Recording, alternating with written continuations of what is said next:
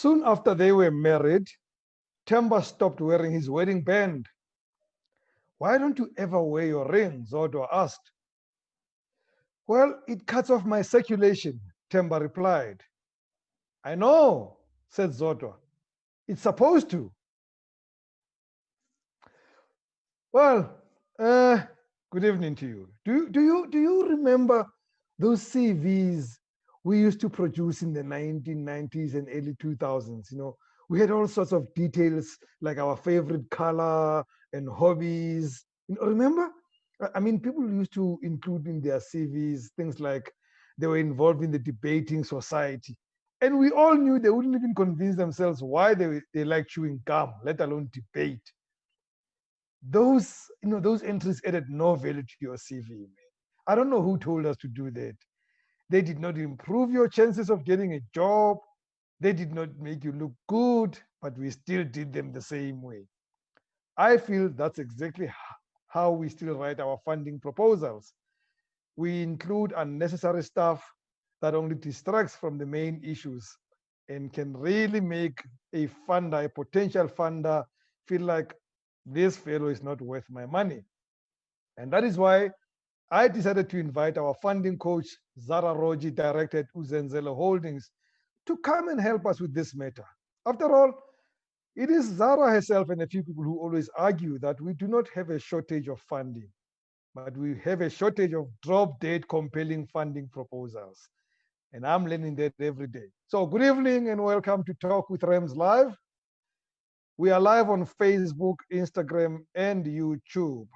Please like our Facebook page, follow us on Instagram, and subscribe to our YouTube page. We are Talk with Rams on all platforms. Thank you for choosing to join us. This remains the most relevant and powerful 30 minutes of digital content this side of the equator. And I'm privileged to be part of it. And I'm so glad that you've chosen to be part of it too. There is a Zulu saying that goes, "Ukuhlwa kuza kubutha." Loosely translated, it means the darkness will bring you back home. It seems the cold front has brought Zahra back home. Good evening, coach. Long time no see. Evening, Rams. Yes, it's been a while and it's really good to be back. Thank you for having me. I'm so grateful for the cold front. Glad to see you again. It's been a while. And load shedding, the darkness, the load shedding is back too. Yeah. We functioned with load shedding. Freddie was load shed yesterday, so we couldn't function. I'm sitting with a schedule that shows me that we will be load shed tomorrow.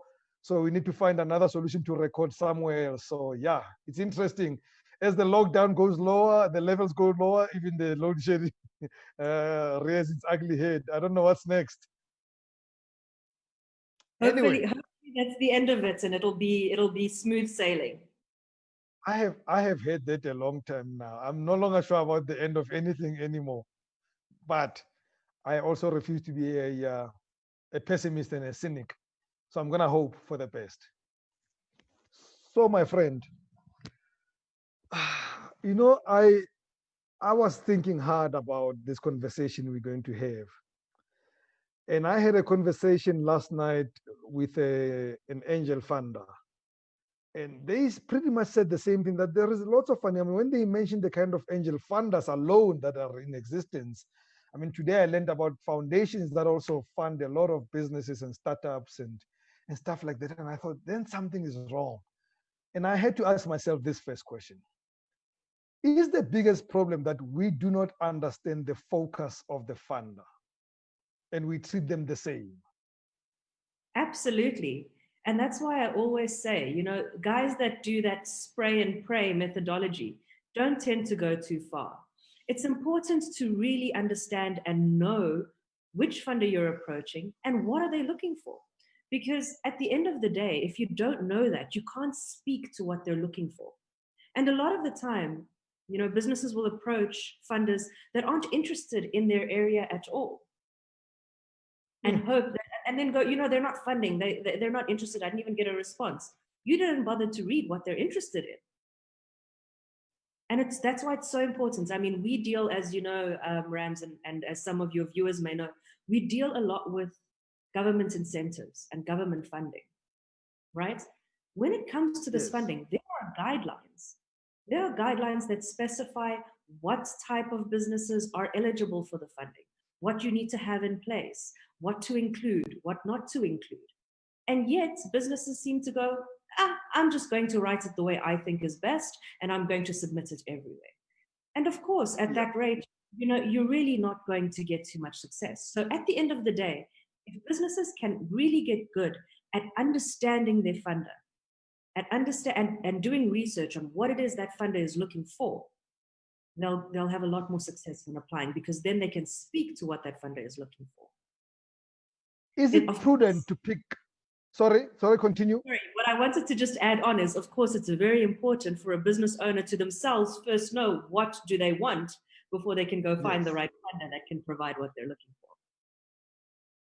Is it prudent to pick up the phone and call funder X and say, I've seen your request for proposals, 1, 2, 3, 4. There is this one little part I don't understand well, or there's this one clarification I need.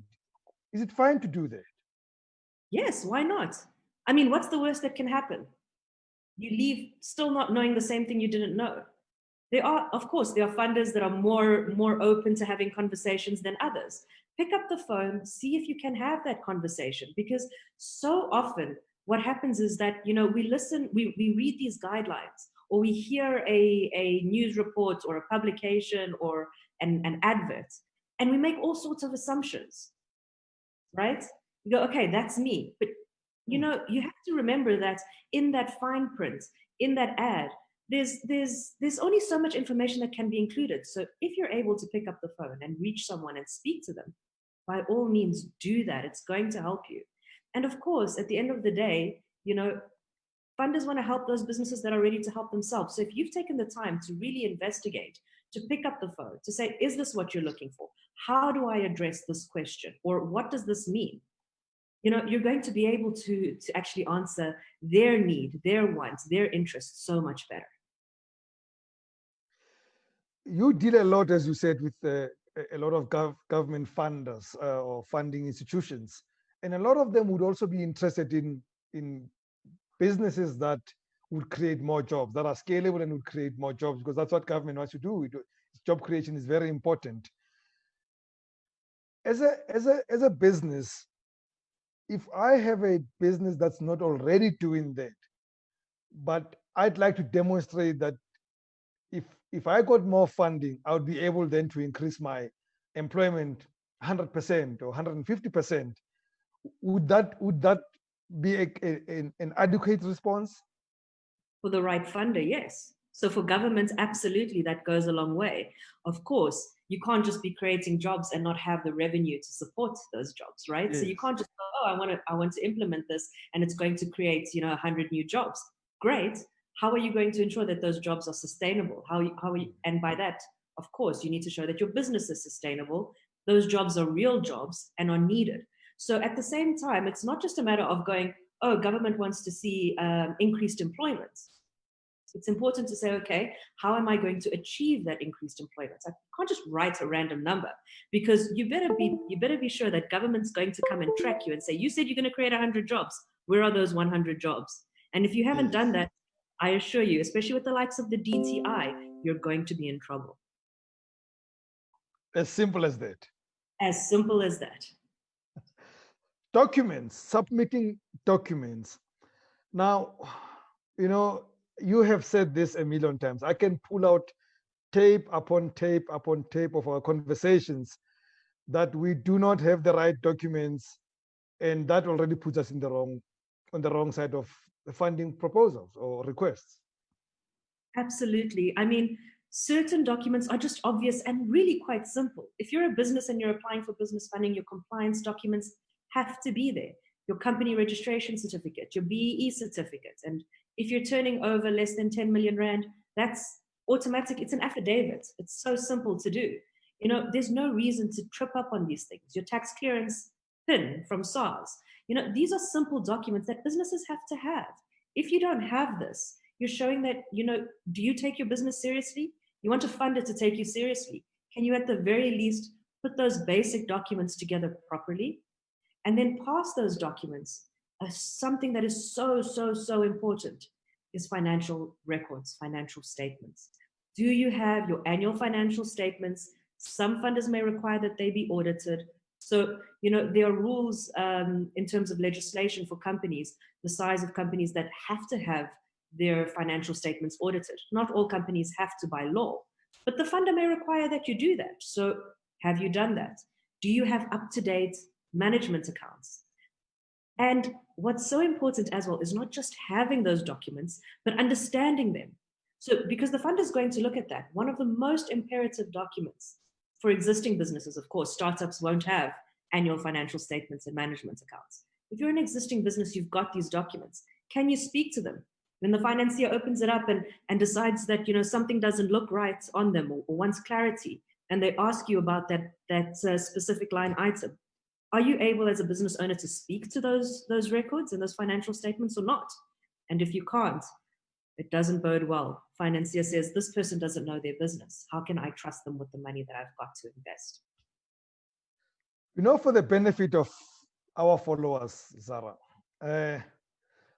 in simple terms, and I say this because I know people don't keep these records, they don't keep these docs. What are management accounts? What do you mean by that when somebody's listening and say, if I were to be asked this question, I wouldn't know what that is? Okay, so your management accounts are essentially a record of the financial status of your business at a given point in time. So your annual financial statements are the financial records of your business for a financial period, for your financial year. Most businesses in South Africa choose their financial year to be the end of February. So, 28th of February every year is your financial year end. So your annual financial statements speak to your business's records from 1 March to 28th February of every year. Your management accounts are essentially the mini version of that at every point in time leading up to your management account, your annual financial statements. So it's your cash flow, your balance sheet, your income statement at that point in time. And you can either have them done on a monthly basis or every 2 months or quarterly or half yearly. Financiers are typically going to ask for your last 3 months or current management accounts. So it's really important to also understand what do they want. And you may have to invest in getting some management accounts done if you're not doing them. But I caution businesses who don't do their management accounts, or at the very least use a system like, there are so many systems, cloud-based systems, online systems like Sage One and Xero and QuickBooks. All these systems allow you to essentially capture your stock, your invoices, your creditors, your debtors, your flow of funds. You can link your bank accounts to it. There are certain integrations. It can be relatively seamless to at least have the basics in place. And these systems don't cost much, 200-300 rand a month, for the simple versions. But at the very least, you've got a record of what's happening and how the cash is moving in your business. And never mind financiers. For business owners, this is so important because it allows you to see how your business is moving, what's happening on a month-to-month basis in your business. So you can track, you can see, do you have enough cash to see you through? Are you going to be able to bring on additional stock or not? How much stock do you have? Without these systems, you're sort of playing a guessing game in your own business. So I really urge businesses to invest in this. It's a low investment. It has massive impact. Then, is it possible that a lot of people are scared of their own management accounts because they don't want to see the truth of their own business? Absolutely, Rams. There's no doubt about that. I think a lot of people sort of just want to get on. And as entrepreneurs, especially small businesses are entrepreneurial. You're often pulling out of your savings to, keep the business going. I know we did that when we started out. Then you're also pulling from the business for your, startups and small businesses are really guilty of this, Rams. You treat your business accounts as your business and personal accounts. You buy groceries, you use the business account.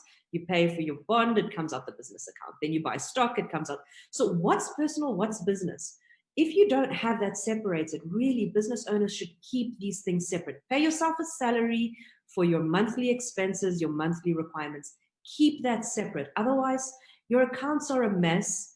Financiers look at that and go, this person doesn't have money management skills. They're running their personal life. They're paying their children's school fees out of the business account. Don't do it. And a lot of the time, that's why they don't want to do it, because they know they're guilty of exactly this, Yes. especially small Yes. business. Yes. Well, in fact, that leads to my next question related to that. That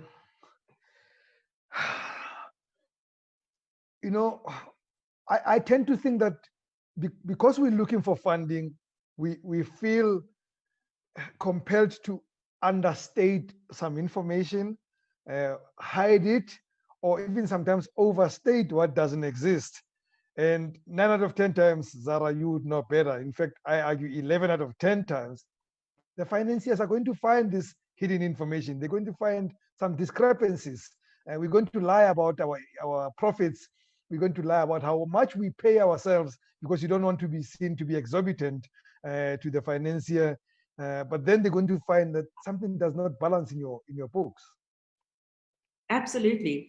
Financiers really, they know how to sniff this out. That's what they're there for. That's why they have credit committee and guides, they go through your financials and they're going to ask you questions. And if you're not being upfront about it, overstating, understating, trying to hide, you're going to slip up. As people always say, telling the truth is easy because you're not at risk of slipping up. The minute you start lying, it's a slippery slope, because somewhere you're going to have to cover that up, and then you're going to have to cover the next bit up, and it always comes out. We have to remember that in today's day and age, everything is registered. All your transactions, all your account movements are registered. You pay for things with your credit card, you do EFTs. At the end of the day, it's all registered. So it's going to come out. And if it doesn't, more often than not, it's going to somehow bite you down the line. It's better to be upfront. And if things are not right in your accounts, take the responsibility. Say to yourself, okay, I'm doing this. I know I'm doing this. I acknowledge I'm doing this. It's wrong. Start fixing it. There are a lot of business owners that do get funding. We've spoken to businesses to say, okay, we need to understand what's happening, because this is not running right. So let's understand what's happening. Let's clean it up and run your books properly for a few months, so that we can really understand what is the business of your business. What are the financials of your business without all the other fluff and funny things happening in there? What's the business? Let's run that for a few months, and then we can do your financial models. We can understand the business on that basis. So it's so important, because otherwise, it becomes very difficult for a financier to understand what you're even going to use their funding for, and they're not going to be confident. And the beauty of coming to somebody like you is that you're going to say to me, yes, I know you've been paying your children's school fees through the company. I know you need to do that, but let's rather pay you more in your salary so that you can afford to pay from your own salary than to do it from the business, because it's not prudent. It's not financially prudent to be seen to be paying St. Stephen's. Not that my kids go to St. Stephen's, from the company, And I think that these are the kind of stuff that we need to be hearing from experts, because we lie to ourselves. We want the convenience of being running something good even when it's not good. Absolutely. No, we are our own worst enemies. And of course, this sort of thing is subjective, right? At the end of the day, you're going to spin the story and you're going to justify yourself to make yourself feel like it's the right thing to do, or it's okay to do it. But at the end of the day, it's not going to help you when you're trying to raise that money. And even if SARS comes knocking, now you've got to explain it. Are you running? Just paying your child's school fees and claiming that as an expense. That's not a business expense. How do you justify it? Now you're opening yourself up for audits, all sorts of things. Why? Why do you want to do that? Pay yourself a salary, pay your taxes, be above board. No one likes to pay taxes, whether you're making a little bit of money or a lot of money. No one likes to pay taxes. It's one of those things we have to do. But the beauty is that tax consultants will actually help you to still, to still not break the law, but to avoid unnecessary tax. You just have to get the right people around you. But let's move on. There's a comment here, and I wish Khao could actually send us a voice note and explain more, which then for me gets us to what I want us to do with this program, to get people to give us direct examples that you can respond to. But I'm going to read what he wrote. I don't really get it myself. He says, I've been trying to sell this private hospital, but for reasons unknown to me, I lose my funders. All paperwork, including license, EIA, that's environmental impact assessment, and land are in place. Now that's where it ends. I'm not sure how. I wish you could just send us a voice note on 0672718239. Explain a bit more, and then Zahra should be able to hear you and respond. In fact, guys, this is what we want to do with this feature. We want to look at some of funding proposals that you guys have put together and just give you high level feedback on what could be tightened up, what could be done better. It's not going to be a full advisory on how you should do it, because if you want a full advisory, you must pay UZNZ, and that's why we have them here. We want them to grow their business too, in what they do. But the more the real life examples, the better, so that we can deal with those real life examples and look at stuff that we've put together. So how either you write longer here, or you send us a voice note and we listen to it and we respond to that voice note. Zahra, let's get to how I started the show. What are I am a member of the debating society in entries that we put into our proposals that do not belong to our proposals. What are the nonsensical things that we should not bother about? Look, it all comes down to what it is you're trying to get across, right? I wouldn't say it's, look, of course, take away the fluff. One of the big things that businesses do wrong is they sell blue sky. Blue sky means you're selling your dream. You're really you're talking about this huge picture, what it could be, what you envision, big plans, but you haven't even started the first step yet, as an example, right? Blue sky is great, and you can talk about that in your vision and your long-term plan. At the end of the day, how is it realistic? What about your plan can actually be done, achieved, measured? Right? Blue sky is not that. So this is one thing that a lot of businesses get wrong. They think they need to paint this beautiful picture of what it's going to be. What it's going to be is, it may happen, it may not happen. What businesses need to do is say what can be done, what is realistic, what is achievable, what do I have access to right now, and speak to that, and speak to it very clearly. At the end of the day, it's very important for businesses to understand what it is they want and be able to actually express that. Not the blue sky only, though. The blue sky is where a lot of businesses get lost. Really, really it is. Is it somebody who's expanding their business? They've been around for, say, a decade. They're expanding, and they now trying to demonstrate in their funding proposal how good they have been. Is it too important for the financier really to tell them how you've been doing your business, as opposed to what you want to do with the finance that you're looking for? It's extremely important to tell the financier how you've been doing. Especially, primarily you want to show growth, right? So yes. Not only will your financials show that, typically financiers want to see 2 to 3 years historical annual financial statements. So that will show your growth. Typically, you can see your asset growth, your revenue growth, your profit growth, whatever it might be. All of that is depicted in your numbers, in your apps. But also in writing your business plan, if that's required. Some funders don't require it. But if you're putting together a full business plan and you've got that history, it's extremely important, because your history shows your ability to do it again. You've done it once. You grew it. Year on year, you've grown the company. You've taken it to new heights. You've shown success. And what you're saying is, I want to continue doing this. In order to do that, I need some funding from you, Mr. Financier. So absolutely. And in fact, a lot of the times what we'll do, majority of our business is helping businesses now expand. So companies that have track record, that have been doing whatever it is they're doing for a while and now want to grow. That's a big portion of what we do. And what always goes into an application and into a business plan is that explanation of where you've taken the business, your year-on-year growth. We talk about, we put it into numbers. So we've grown 10% year on year. We've seen an increase of 50% in clients, whatever it might be. It is very important to actually speak to that. One last question for me. So my kids, I think my daughter especially, I think she's got a strategy. So she'd come to me and she would say, Daddy, could I have 150 rand data or airtime? And she almost knows that I'm gonna say, what? That's a lot. I'm gonna buy you 70 rand data or airtime. You're wasting money. Does that work in requesting for finance, where people exaggerate their need with the hope that the financier will say, yeah, we got you, but actually what you need is so much, not that, not however much you're asking for.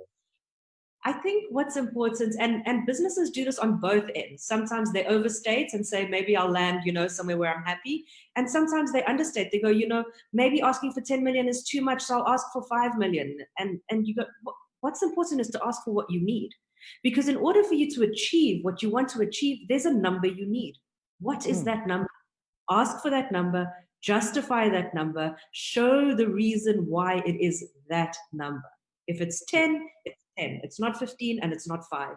It's 10. Ask for 10. Don't lie, don't exaggerate, don't overstate. Or understate. A lot of businesses understate. And they go, maybe let me ask for 5 because they might think I'm being greedy if I ask for 10. Why are you more greedy than the guy who needs 100 that's asking for 100? Why is 10 a problem number if that's what you need? Yeah. And if you ask for 5 and you get 5, but you needed 10, you're going to be in trouble because it's very possible you're not going to achieve what you need to achieve, and then you can't even pay back the 5. But if you got the 10, you would have been able to do what you need to do and pay back the 10. Yes. And that makes sense. It makes sense to me, and I'm sure it makes sense to everybody else. So, folks, I think that a lot of you've got amazing stuff going. You've got amazing, businesses that could scale up, that could become amazing. You just need one little touch. And I think what you need really is Uzenzele Holdings. So you need to be getting in touch with Uzenzele. You need to be talking to them and saying, how can I tighten this up so that I can get funding? They help you get there, for a small fee, folks. You got to do this. But I say, let's start here. Drop us at Talk with Rems. Drop us, thoughts about what you've been trying to get funding for, what you're battling with. Send it to admin at Talk with Rems. Let's connect you with Coach Zahra. Let's probably discuss one or two of them here, but behind the scenes, talk to Uzenzele so that they tighten up your proposal. You go get that funding that exists. There are hundreds of millions of rand and dollars out there that you're not getting because you're not talking to the right people. How do they get you, Coach? The best way is via our websites, www.uzenzele.com. We've got forms on our website that you can fill in, and we'll do a preliminary assessment. Then our office will reach out to you, ask you for some documents. So there's a whole process that we undergo. And as always, I have to state, we assist businesses raising from 5 million rand and up. Below that, we're not really too able to assist. But there's so much information on our websites, and we speak to all different levels of funding on the website. But yeah, fill in the form and our office will reach out to you. That's the best way. Super. But also send us some stuff. Let's analyze your thoughts right here on air for free, and then go get proper advice for a little fee. It's always worth it to pay a little fee for the right advice. So tomorrow is the very final feature of the Game Changer. As you know, Thursdays have changed completely because of one man called Kandani Msibi. We're going a different direction.